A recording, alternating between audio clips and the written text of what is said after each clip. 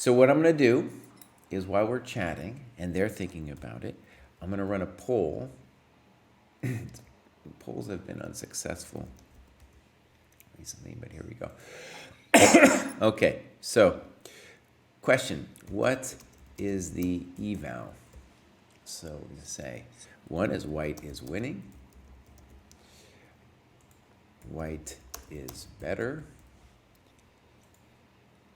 and then 3 zeros, i.e. it's a draw, and we're going to say, let's say 5 minutes. Start poll. Okay, go Boomer GM, that's right. Okay, so why don't we start with you guys' initial impressions? David, what are some of your thoughts you see in this position? After looking at this for a really long time, it finally occurred to me that white had an extra pawn. Okay, that's true. Yeah. And I checked the king and pawn ending because black's got the outside passed pawn despite being down a pawn. Mm-hmm. So I was curious how the king and pawn ending would shake out. And in general, I think black's queenside pawn majority looks like a pretty dangerous element. Yeah. Of the position. Absolutely. Okay, Kosti, what are some of your initial thoughts? Well, my feeling is that white's pawns are pretty weak and that should give black enough play for a draw. Okay. Interesting. Mm-hmm. That's my initial thought. Yeah, also a lot of the first few moves I was looking at were like how to defend white's pawns. So that matches with what Kosti is saying about the pawns being weak. I had not reached a sort of overall determination of whether the game would end as, a win or a draw or pushing or how much. But the moves I was looking at were kind of awkward for white, despite the extra pawn. It didn't feel good.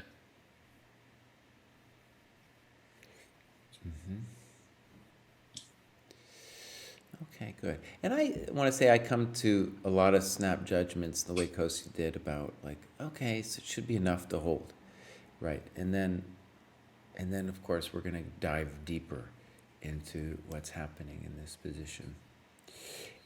While you guys are thinking about it, by the way this Endgame Sensei works, and we got a couple moments still to vote if you want to vote, but the way the Endgame Sensei works is I'm going to force them to play this out. I haven't even decided who's white and who's black yet, and they're not going to have that much time, and so already I want them to have a sense of like, I need to give the black H file a little bit more room here. I want to give them a sense of like some of the resources for both sides, while we're kind of thinking about it. Okay, I've come up with a new idea. Okay. Yeah. So let's do a little dojo chat to talk to give them a little moment.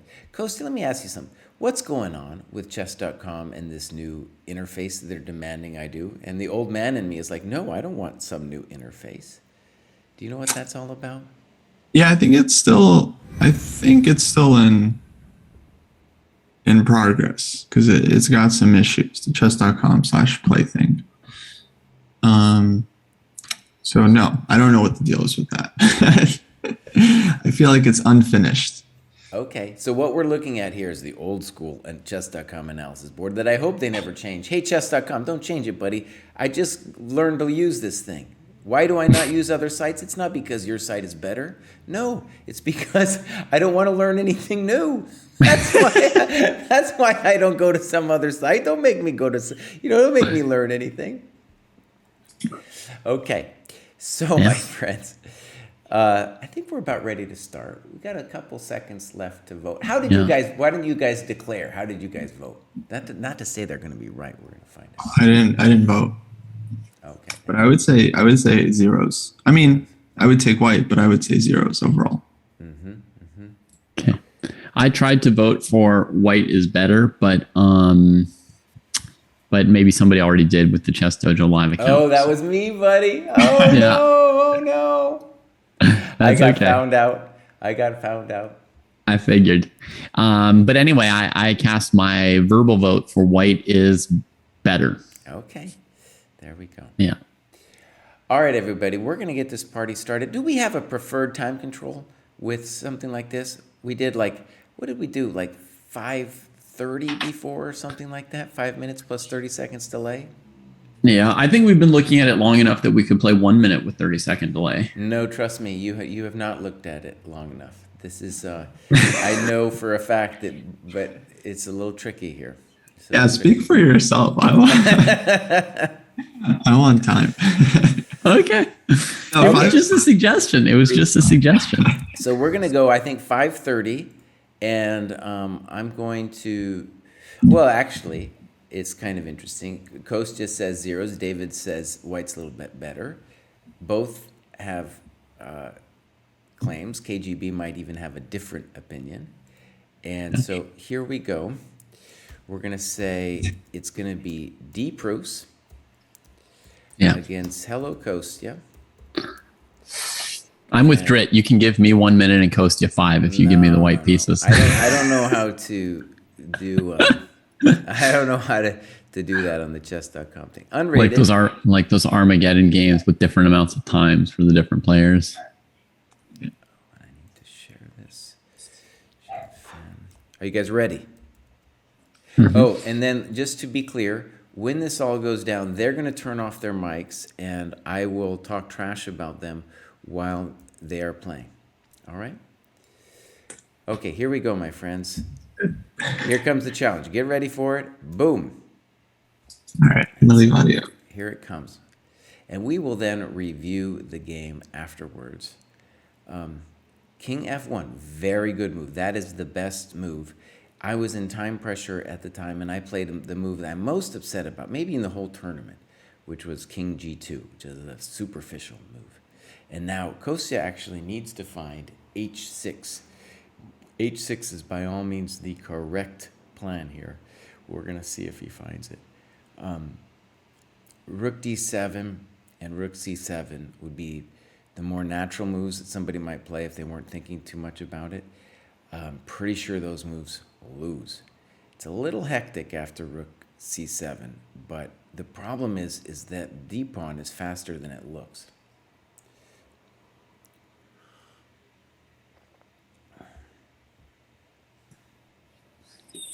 Okay. I think I got it set up so I don't hear anything. Oh, Kostya heard me, man. All right. He wants to trade one of my weak pawns. Good news.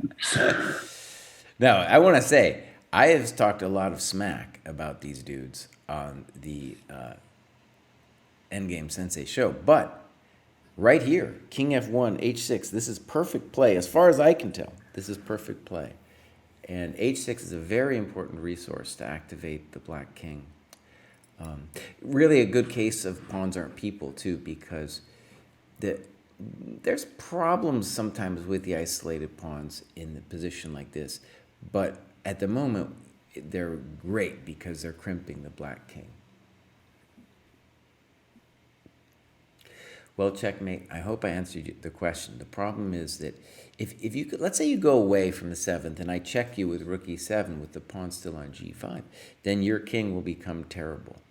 So H6 aims to improve the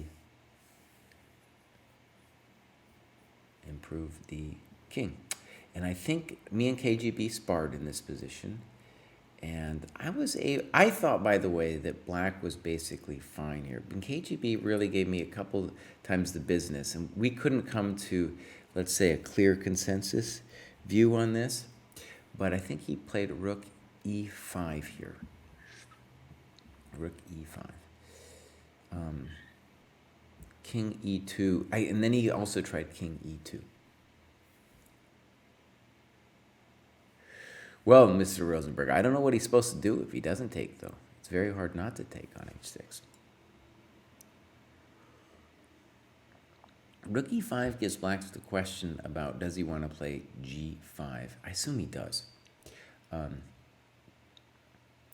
that's the position where I would have thought, okay, that black was holding comfortably and KGB was like, no.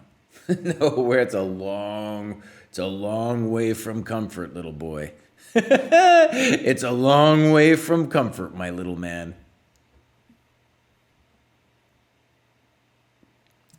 ChessDojo, the idea, pawns are people is definitely like a provocative way of putting it, but it's meant to highlight the fact that pawns are there. When you move the pawns, they're there to make our pieces better and our opponent's pieces worse. And that is their role in the game. So some clever person reinterpreted my own saying and said that pawns aren't protagonists. And that's a fancy way of saying what I'm saying. Of course, it's not going to ever be a meme if you say pawns are protagonists, right? It'll never be a meme if you say it like that. Okay. Rook e5, good move. Big questions now with rook f4.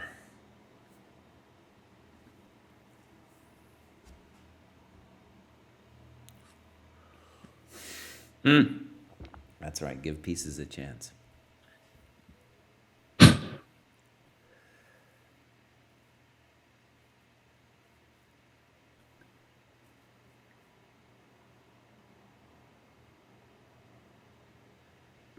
There's big questions here.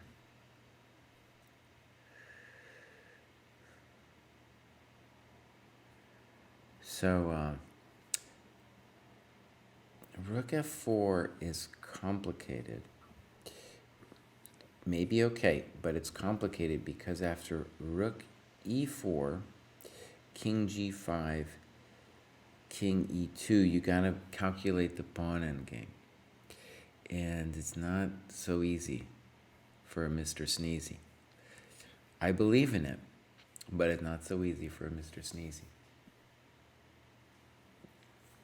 Has Kostya beaten the boomer result? No, man. Look, now, Sombrero, I don't even know if we want to bring it up around him because he got checked into a mental facility and it wasn't the nicest one because the dojo doesn't have a lot of money, see? And we need you guys to give us some money to help him get into a better facility because he's at this facility now. They got a lot of prison inmates, and they, use experimental drugs. That's part of the deal. We couldn't get him a good price, so he's like using these experimental drugs to cure depression and stuff. And we don't know how good these drugs are or anything. No idea. It's a very scary situation. So we really need some monetary help from the dojo to help him we need to get him to a better place, That's what we want for Kostya. We want him to just be in a better place. Yeah. It's a rough life for Kostya, man. It's a very rough life. Those drugs, man, I think they're really messing with his brain. They got him. He's playing good so far. He's got a big question on his hands right now, though.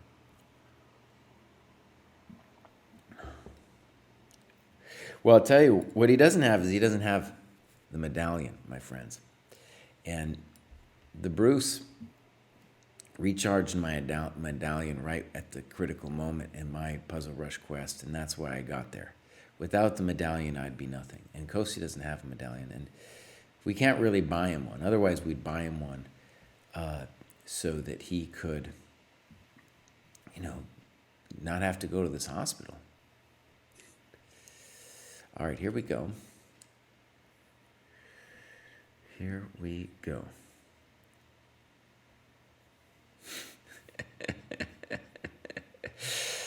Mr. Rosenberg thinks I'm being a narcissist when I talk about the medallion. It's just the powers of the medallion, bro.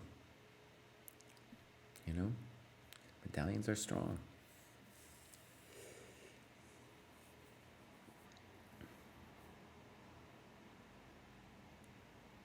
There are big questions here.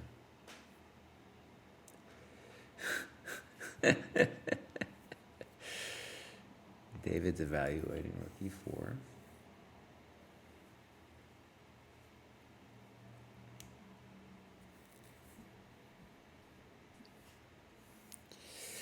Yeah. I would definitely not say he's just drawing. I would definitely say he's likely holding. But it's going to go something like rook e4, king g5, king e2, something takes on g4, and then, well, if let's say king g4, king e3, that pawn endgame is lost, I think.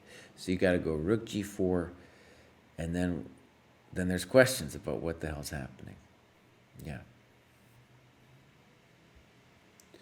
Yeah, rook e7, rook a4, no bueno. So I think rook e4. I don't see another move besides rook e4.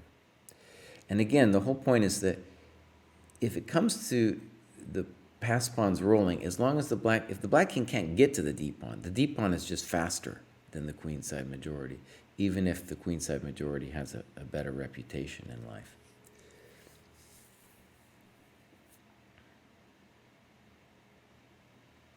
So let's try to figure it out. Rook e4, king g5, king e2.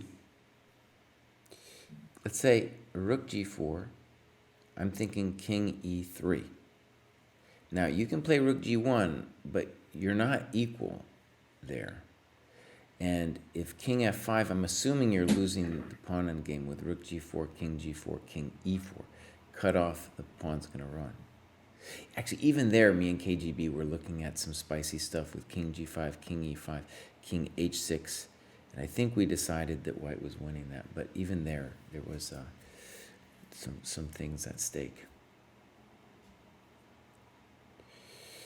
Oh, I don't like g5 check at all. No likey. Because after king h5, the black king is active. And I don't understand why white has anything after rook a4. Yeah, what's going to happen after rook a4? Okay, maybe there's a thought David has of running the d pawn like a madman. Okay, maybe. maybe that's the place that we're in. Yeah, that would be interesting. King e3. Okay, here we go. And this is great because this gets to the heart of the question of the position, which is, hey, that d pawn's amazing.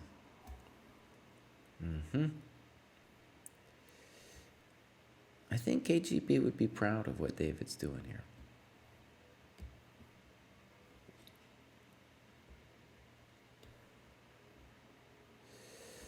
So, Kostya's calculating, but of course he has to do rook a2. And now David's going to play d4. And maybe, well, rook a1 would be the first question for me. There might be other moves. Rook a1's kind of nice in that it prevents rook e7. Now rook e7, I'm going to play... Part of the problem, actually, let's just state the obvious. The black king is still a beast, and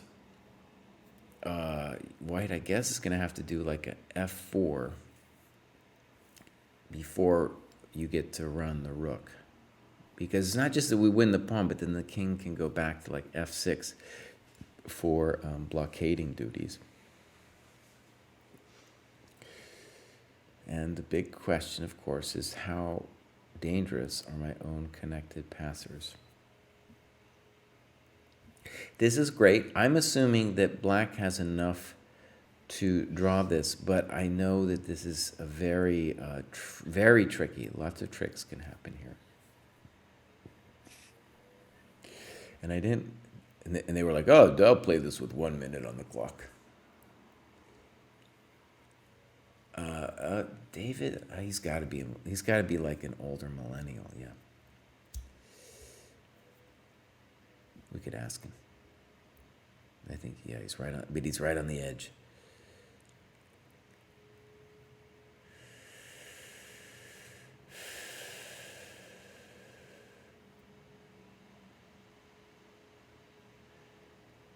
Well, Kostya's trying to beat tricky. Like he's thinking maybe king g4, and if d5, rook a5. Maybe that's the kind of thing he's thinking about. Maybe not. Oh, also king g4, and if d5, you could maybe check him to death too. That was a thought. Okay, so we're back to. I'm going to call this rook a1 the most natural move.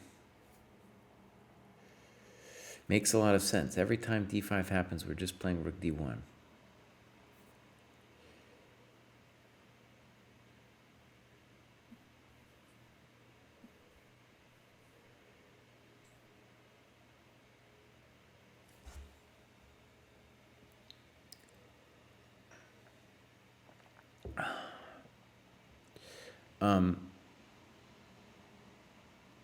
Rook a5 was interesting, but I'm going to say no. I'm going to double check it though. Yeah, I'm going to say no because my king is still in the box. So I could play rook a5, ba, f4. And I'm in the box, and if king g4, I play d5, and you can't touch my pawns. It's horrendous. I go win the a pawns and then queen. Queen like a machine.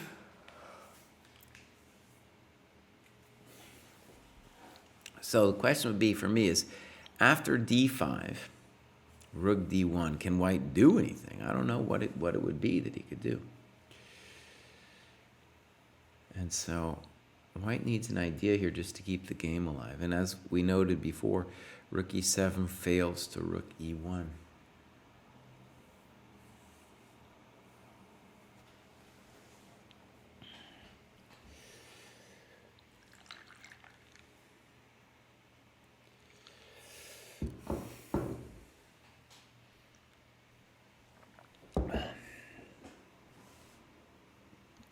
Yeah.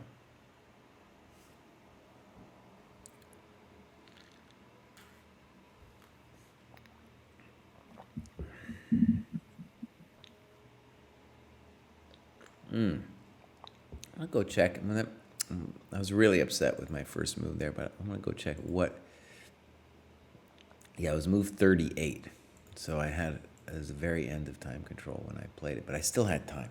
I had enough time not to do that miserable move.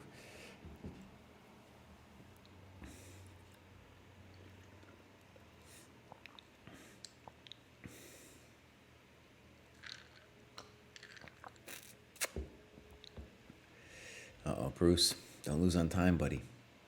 Don't lose on time.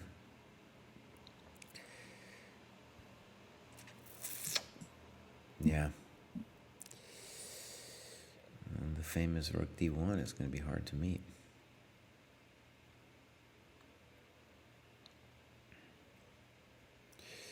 I mean, white could lose, dude. Maybe he could force a draw with rook d1, king e2, rook d4, king e3, that kind of thing. And honestly, white's not really threatening anything because d6 will still play rook d1. Yeah, David only needed 1 minute, right?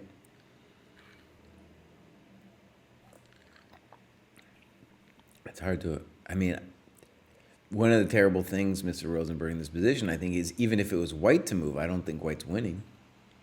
I think they're going to make a draw here.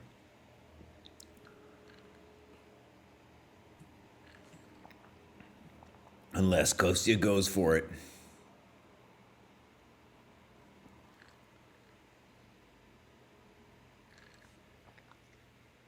Yeah, Sombrero, I did some terrible things in the game, buddy. I'm not proud, but I admitted it, and I'm showing my stink to the dojo.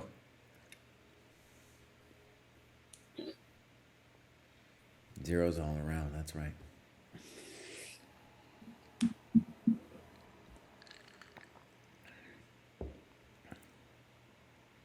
Deep Bruce is getting sucked under by quicksand, and that's why he's disappearing over there. He's just sinking into something, He's sinking into that painting.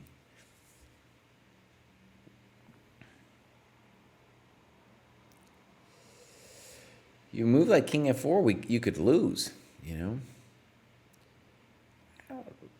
You could try king f4 with some dirty rook e7 trick thought, and then unfortunately rook d4 check, and we got nothing. But you could play king f4.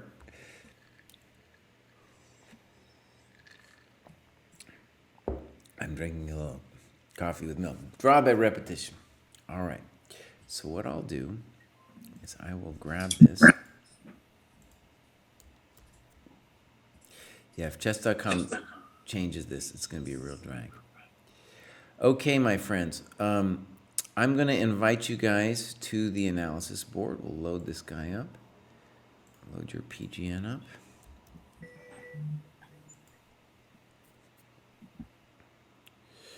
Okay. I'm going to invite you first. Where is Hello Kostya? Hey, I'm here. Are you in live chess? You have to be because you just played a game. Where are you, buddy? So I'm seeing Proust, but I'm not seeing you, man. Well, you want to send me the link? Are you Hello Kostya? Yeah. Hold on, I'm going to refresh the page. Sometimes, lately, it's been kind of funky. There you are. Sometimes, yeah, chess.com's been doing some little funk recently. All right, so guys, we're going to analyze this position. I'm going to invite you again, Kostya. Here it comes. Oh, yeah, I need another invite. Thank you. Yeah, Kostya unfriended me, dude. Wait, Kostya, you still haven't showed up, buddy. I'm going to invite you again. What, are you not seeing the invite? No, I'm clicking accept. There you go. There you go. It wasn't working. Yeah. Third time's the charm. Okay, so guys, first of all, I was very impressed that you found both the first correct move for white and for black. And I told chat, I told our stream that before I had made fun of you guys in these positions, but I felt it was pretty good. You guys played it pretty well. So I blundered on my next move. Well, we'll talk about it. I don't know if I wouldn't say you blundered. So, what was I going to say? I was just telling them, this was move 38 for me, and I made the move that I'm most ashamed of in the tournament, which is I played king g2. Terrible. That was going to be my first move as white. Yeah, I think it's just like, especially if you're feeling kind of blitzy, it's just the move you do. But for sure, king f1 and KGB really let me have it, dude. He didn't care. He was like, time pressure, whatever. Your hand needs to play king f1. Yeah. So, and then I was very impressed. Kostya played h6. Absolutely correct. I think I analyzed this in some depth, both rook d7, rook c7. I'm pretty sure I just lost. It's interesting. We had a question in the chat about isn't h6 doing white a favor, but double pawns, and it's definitely a pawns aren't people moment, right? Because those double pawns are amazing in that if I get rook e7 check in, then the king is terrible, because if you play rook c7, you're committing to going downtown, and then I'll get rook e7. Okay, so me and KGB also sparred in this position, so it's kind of interesting to see how you guys do. Now, David, you feel gh6 is a blunder? No, my next move, gh6 is fine. Now, for what it's worth, that's one of the moves that KGB tried was rook e5. Yeah, I think white should play king e2. And when we were sitting there waiting for the game to start, I'd already seen that rook e5, rook f4, I can't play rook e4. And so I'd rejected it. And so I'd come up with the idea, which I think white should play, which is king e2. And then on king g5, just f3. Okay. And just easy as you like it, step by step. And then for some reason, I wasn't yet in like game playing mode when we switched. And I was just like, oh yeah, rook e5. That looks cool. Let me just relate a little story about this. So, as you guys know, I spent a lot of time analyzing my game, and then I presented to KGB.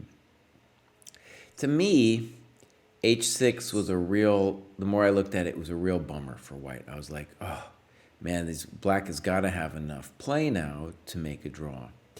And it was interesting talking to KGB because KGB was like, no, no, it's well, he might be close. He's still got some work to do. It's not over yet. Okay, so we sparred in this, and he played both Rook E5 and King E2, and in both cases he made me squirm a little bit, and that's why I just feel like that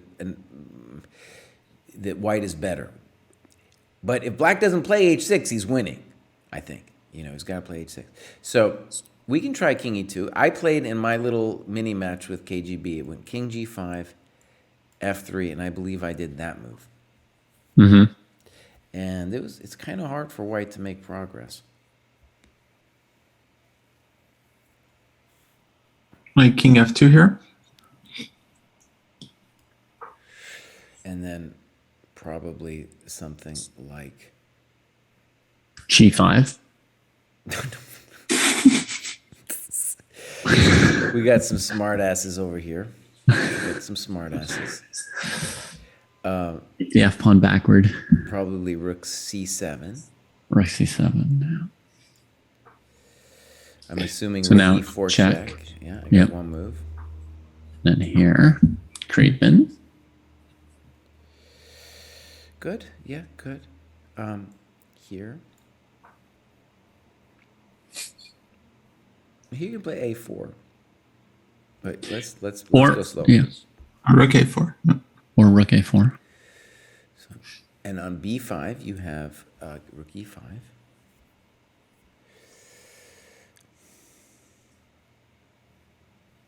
Maybe Rook C5. Well, let's just say Rook C2. You guys can choose between A4 and Rook A4.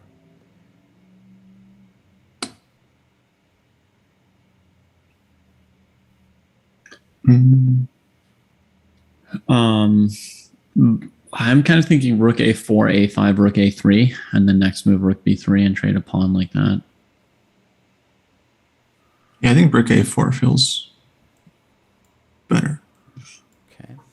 You want to play Rook A3?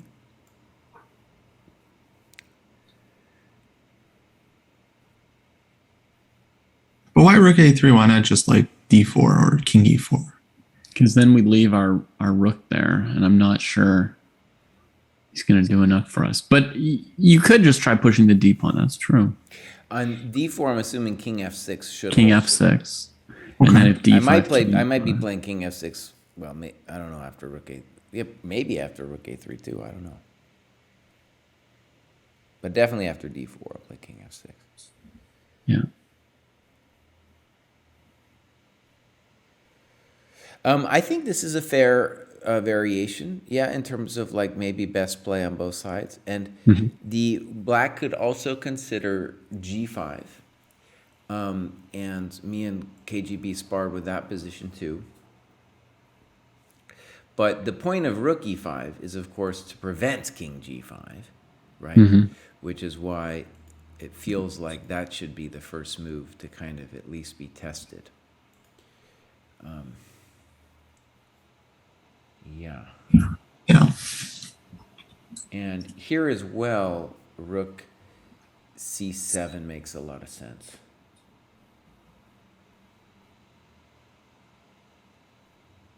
So that's unpleasant, yeah. Yeah. So I think white goes King E3 again, right?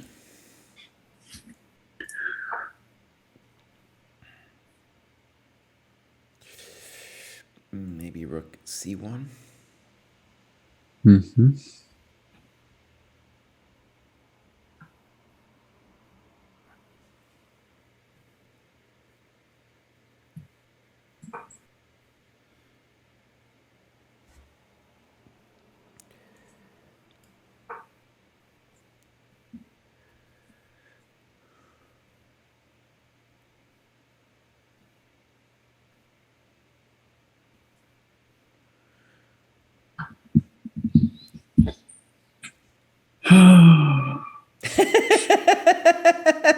Oh, well, you got to go D4, right? Yeah. I mean, I don't know. It's going to be close. and then probably king d4 or king e4. Probably it's going to amount to the same thing, right? Actually, maybe king d4 is better because I want to I want you to check me and go to e5. Oh, I almost said it, but It's I okay. didn't, Kostya. I You're didn't good. say it. I didn't say it, man. Where did that variation go? Hold on. Rook a2, d5, rook a1. Let's go king d4. Yeah. Something like b5 is going to happen. Ooh, I don't know about b5. Oof, yeah.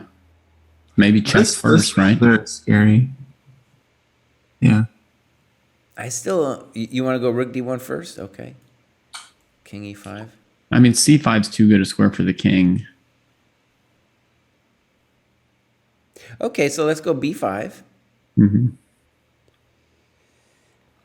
So if like rook a8, I'm going to go, I guess, check, king d6, king f4. And I'm not sure what's happening there. Yeah, that has definitely winning possibilities for white as well. Ultimately, I'm going to hope to like win both of these pawns, sack my rook for this one, and then draw with g-pawn. Yep.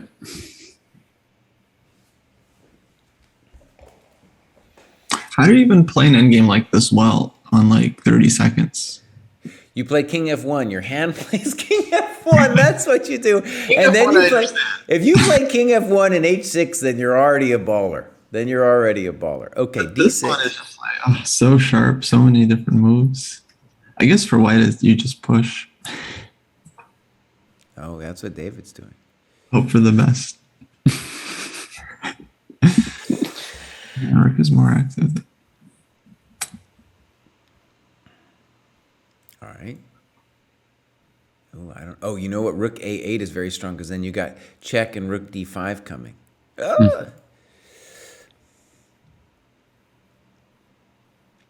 Okay, but now we also say winning check, is just d7, d8 there. check to the miserable king.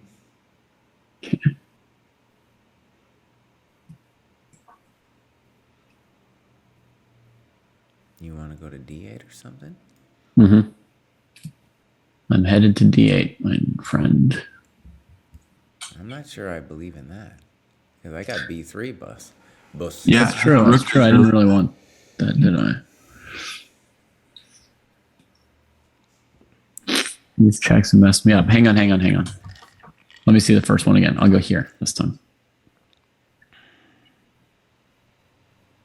But still, where am I going? Right? Still, where am I going?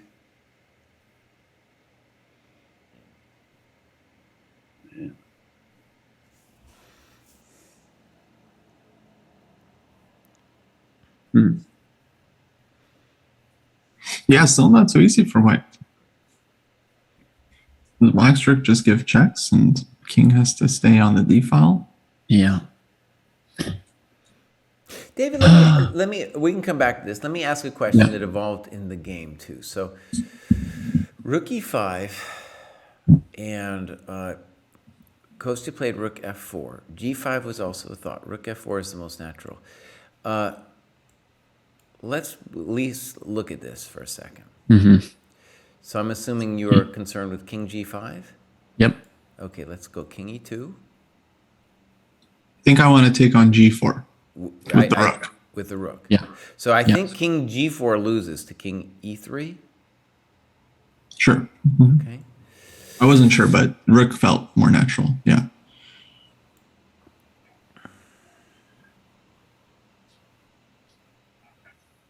Yeah, this one I didn't really consider. I just thought like, okay, I'm not losing in the king and pawn endgame, so rook g1, yeah, I'll just keep playing.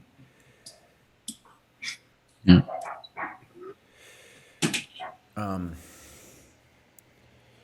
Right. I mean, so I kind of like cut things off before, like basically in this position, Jesse, I evaluated and moved on. And basically I thought white's just worse because of the outside pass pawn at this point, right? Like the black king's not particularly shunted to the side. And, there's not like a huge differential in rook or king position or activity. I get it, but let's just pursue this for a second.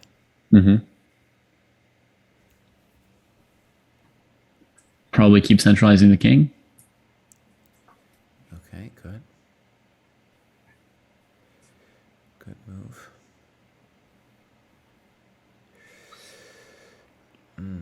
That's pretty annoying. Yeah.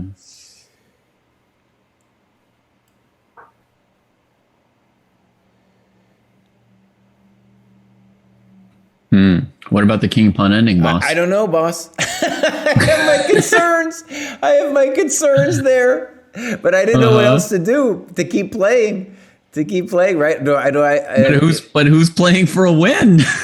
I get it. I get it. It's hard. Okay, let me just look. Let me just see if I can create some. I was like, the final indignity would be to lose this endgame with white. So I cut my losses at some point. Okay, wait a second though. Let's just consider this. How about king f3? Maybe that's the clever move we've been looking for. So still rook g1, right? Yeah. Okay. Although I mean the rook trade is also fine for black. I think the king pawn ending like has no risk for black either. So king f6. I don't know. Oh, and you run for that. I don't know what that. I didn't go into this deeply, I guess. Yeah. No, I think it's gone here, buddy.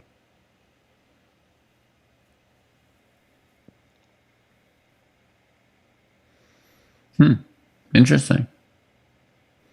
I didn't notice this. Yeah, definitely a concern if white's king gets too active. But yeah, I think just rook g1. Okay, good. So big first question has got to be rook e7.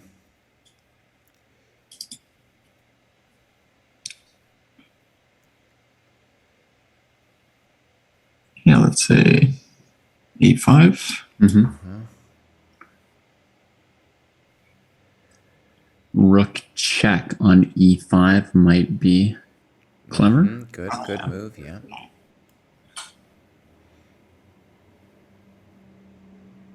So maybe you wanted a6 instead? Oh, a6. Let's say with that position, rook e5, king h6, at least it looks pleasant for white.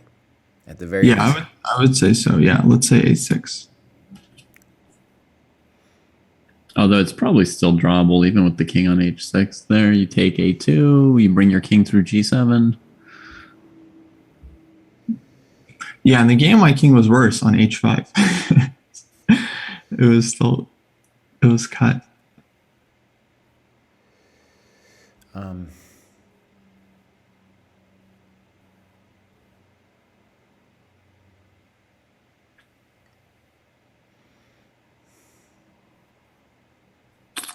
Yeah, I don't see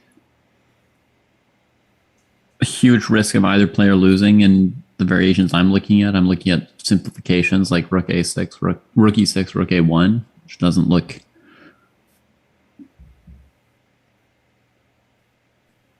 dangerous for either player.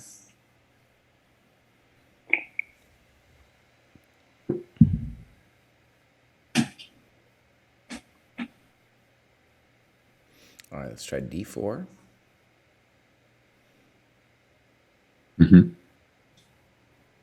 Okay, rook a1.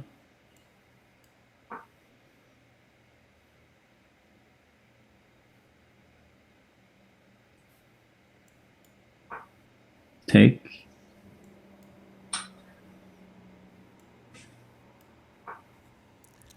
Rook d1.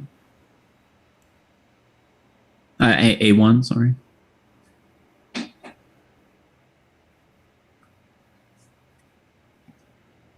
Oh, it's close.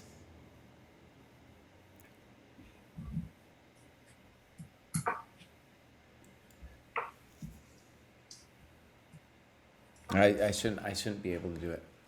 Okay, that was so a6.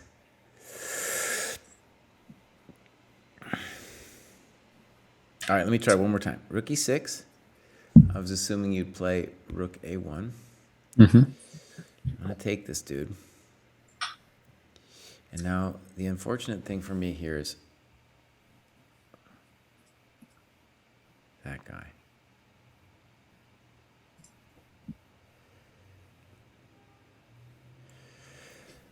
Yeah, this feels super drawish. I'm still working it a little bit, but it should be a draw. There's no question. Rook e2, and then yeah, fine. Oh, okay, yeah. So I thought that was your last chance there with in this position with Rook e4. And right, and then in this position, yeah, I thought it was interesting, and because I really did, when I was doing my analysis in my notebook, I was just like, well, this is just zeros. This is zeros. But it was true. The KGB was massaging me a little bit here, you know?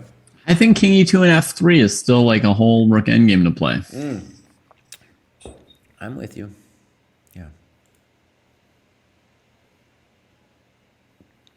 I was very angry at myself during the game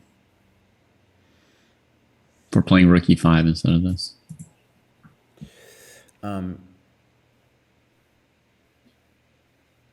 Right. Yeah, it definitely still feels like there's a lot left here. Yep. I agree. It's the way. It's the path forward for white. Okay. Yeah, black's still down a pawn. It's 50-50. Well, it's interesting too. I think one of the reasons that I was a little bit prejudiced toward it being equal is just the prejudice of the outside pass pawn. But the d pawn is ferocious. It is a ferocious pass pawn, man. And that's part of the intuition that's captured when your hand, in time pressure, not your mind, but your hand, plays king f1. It was on move 38 for me. And one of the things I'm trying to get better at is the millennials have gotten good at this 30-second increment. And when I start getting closer to the end of time pressure, I get, you know, if you grew up on a clock without increment and you see your clock going down, you're just going to start losing your mind. It's going to start losing your mind. So that's where I was with it, you know. Mm-hmm. And that's something I need to work on. Okay, yeah. Beautiful. I enjoyed it. I thought you guys, that was your best performance yet on the Endgame Sensei show. The medallion approves of King F1 and H6. That's right. I mean, I thought David's played some pretty good endgames, but man.